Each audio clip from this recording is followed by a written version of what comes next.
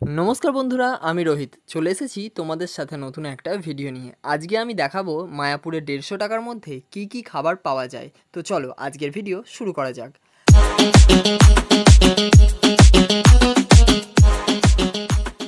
মায়াপুরে বিভিন্ন রকমের খাবার জন্য টিকিট পাওয়া যায়। তার মধ্যে অন্যতম হলো 150 টাকার টিকিট কেটে গদা ভবনে খাবার খাওয়া।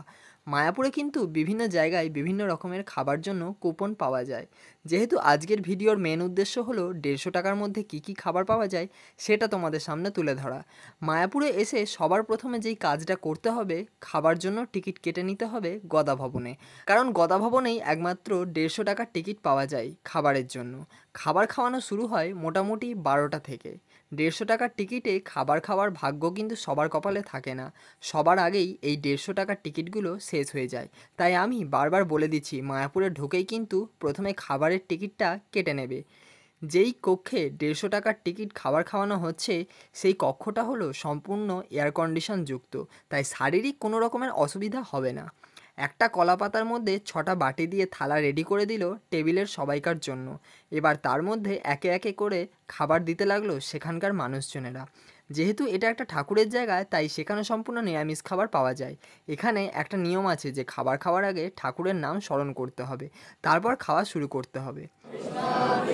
हरे हरे हरे रामा हरे रामा रामा रामा हरे हरे जय जगन्नाथ बलदेव सुभद्रा प्रसाद की श्रीमते भगवान की शिल प्रभुपाद की जयपुर धाम की समस्त भक्तवृंदों की निताय गौर प्रेमानंदी हरि हरि बोल।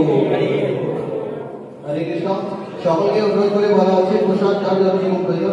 আমি ব্যক্তিগতভাবে বলবো এখানে নিরামিষ খাবার কিন্তু খুব ভালো খাবার। যারা আমিষ খাবার পছন্দ করে তাদেরও খুব ভালো লাগবে এখানকার খাবার। এখন উল্লেখযোগ্য কতগুলো আমি নাম বলছি এই খাবারগুলো দিয়েছিল এখানে।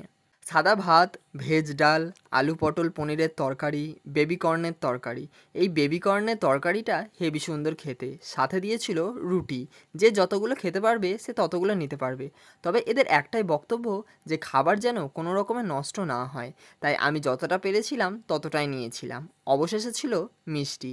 মিষ্টির টেস্ট এখানে কিন্তু ছিল সম্পূর্ণ আলাদা। মিষ্টিটা খুব সুন্দর খেতে। একটা সময় খেতে গিয়ে মোটামুটি 2টোর সময় খাবার খাওয়া সেরে উঠলাম।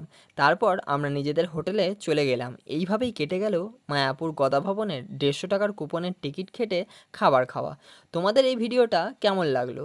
এছাড়া তোমরা যদি দেখতে চাও মায়াপুরে আর কত রকমের টিকিট কেটে খাবার খাওয়া যায়, তো সেই ভিডিও আমি তোমাদের সাথে শেয়ার করব, যাতে তোমরা এই রকম ভিডিও প্রতিনিয়ত আমার কাছ থেকে পেয়ে থাকতে পারো।